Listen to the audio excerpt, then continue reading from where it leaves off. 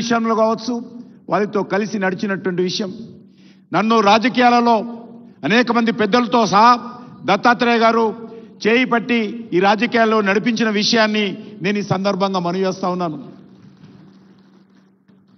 చివరకు వారు ప్రాతినిధ్యం వహిస్తున్నటువంటి సికింద్రాబాద్ పార్లమెంటు నియోజకవర్గం నుంచి కూడా పోటీ చేసేటువంటి అదృష్టము నాకు కలిగిందనే విషయాన్ని ఈ సందర్భంగా మనవి చేస్తున్నాను. 1980లో బీజేపీ ప్రారంభించినప్పుడు వారు ఒక ఎస్డి మోటార్ సైకిల్ మీద తిరిగేవారు.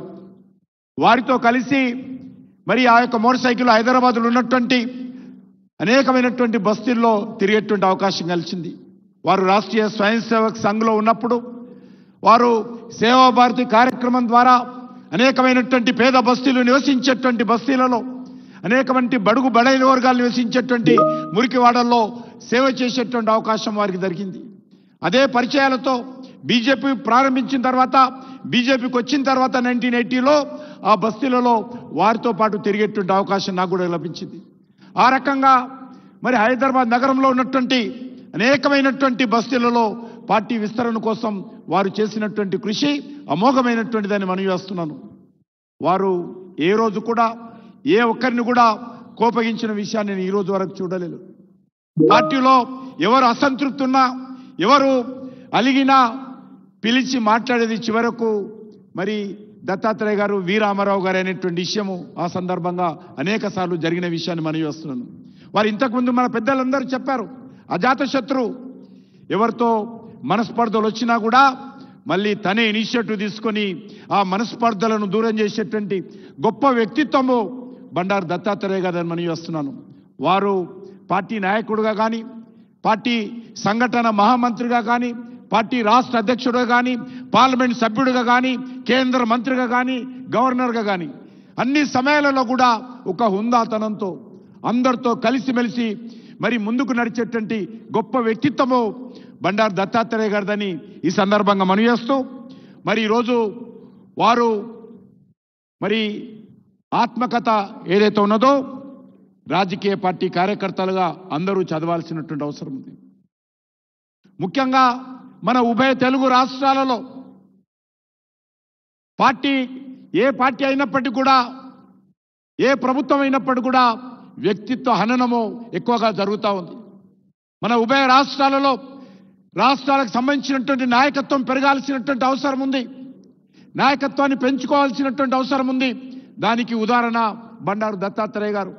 ఏ రకంగా ఏ వర్గంతో సిద్ధాంతపరమైనటువంటి విభేదాలు ఉన్నప్పటికీ కూడా మరి ఎవరిని కూడా వ్యక్తిగతంగా వాళ్ళ వ్యక్తిత్వ హననం చేసేటువంటి ప్రయత్నము బండారు దత్తాత్రేయ గారు జీవితంలో ఏ రోజు కూడా చేయలేదు.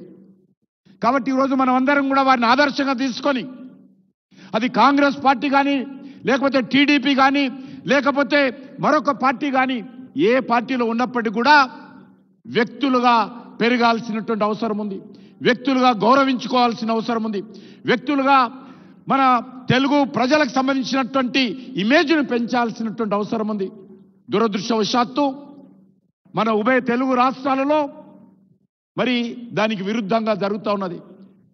మనము పర్సనాలిటీని దెబ్బతీయడం చాలా ఈజీ, పర్సనాలిటీస్ను అవమానం చేయడం చాలా ఈజీ, కానీ పర్సనాలిటీస్ను డెవలప్ చేసుకోవడం అనేటువంటిది చాలా కష్టం. దానిని కాపాడుకోవడం అనేటువంటిది చాలా పెద్ద సమస్య. అది ఈరోజు ఉభయ తెలుగు రాష్ట్రాలలో ఉన్నది. కాబట్టి అందరం కూడా రాజకీయాలకు అతీతంగా ఈరోజు మనము పెంచుకోవాల్సినటువంటి అవసరం ఉంది. నీలం సంజీవ్ రెడ్డి గారు కావచ్చు, లేకపోతే జైపాల్ రెడ్డి గారు కావచ్చు, అనేక మంది మహానుభావులను, పివి నరసింహరావు గారు కావచ్చు, అనేక మంది మహానుభావులను మనం చూసాము. కానీ మరి ఆ తర్వాత గ్యాప్ వెంకయ్య నాయుడు గారిని కూడా చూసాం. గ్యాప్ ఏర్పడే పరిస్థితి ఉంది. దాన్ని దృష్టిలో పెట్టుకొని మనం అందరం కూడా మరి దత్తాత్రేయ గారిని ఆదర్శంగా తీసుకొని అందరం కూడా మనము గౌరవించుకునేటువంటి సాంప్రదాయం ఏ పార్టీ అయినప్పటికీ కూడా, ఇంతకుముందు చెప్పారు అలయ్ బలయ్ గురించి, అన్ని పార్టీలను కూడా ఒక వేదిక మీదకి తీసుకొచ్చి, అన్ని రకాల భావజాలాలు ఉన్నటువంటి వాళ్ళు కూడా ఒక వేదిక మీదకి తీసుకొచ్చి అందరము కలిసిమెలిసి ఉండే విధంగా ఏ రకమైనటువంటి ప్రయత్నం బండారు దత్తాత్రేయ గారు చేస్తున్నారో ఆ స్పిరిట్ను మనము రాజకీయ పార్టీలో ఉన్నటువంటి వాళ్ళు, ఎన్నికైనటువంటి ప్రజాప్రతినిధులు, ముఖ్యమైనటువంటి సామాజిక వర్గాల్లో పనిచేస్తున్నటువంటి వాళ్ళు దత్తాత్రేయ గారు చూపించినటువంటి స్పిరిట్ను అందరం కూడా అర్థం చేసుకోవాల్సిన అవసరం ఉంది. ఆ స్పిరిట్తో ఈరోజు ఉభయ తెలుగు రాష్ట్రాలలో రాజకీయ నాయకులు కానీ సామాజిక కార్యకర్తలు కానీ ముందుకెళ్లాల్సిన అవసరం ఉందని చెప్పి కోరుకుంటూ, తప్పకుండా దత్తాత్రేయ స్ఫూర్తితో మనం అందరం పనిచేస్తామని కోరుకుంటూ మరొకసారి బండారు దత్తాత్రేయ గారికి నేను నా తరఫున, వారు నాకు పెద్దలు, మార్గదర్శకులు, వారికి అన్ని రకాలుగా నేను ఈ స్థాయికి రావడానికి నేనొక్కడనే కాదు అనేక మంది మరి కార్యకర్తలు, నాయకులు ఈ స్థాయిలో రావడానికి కూడా వారి కారకులు.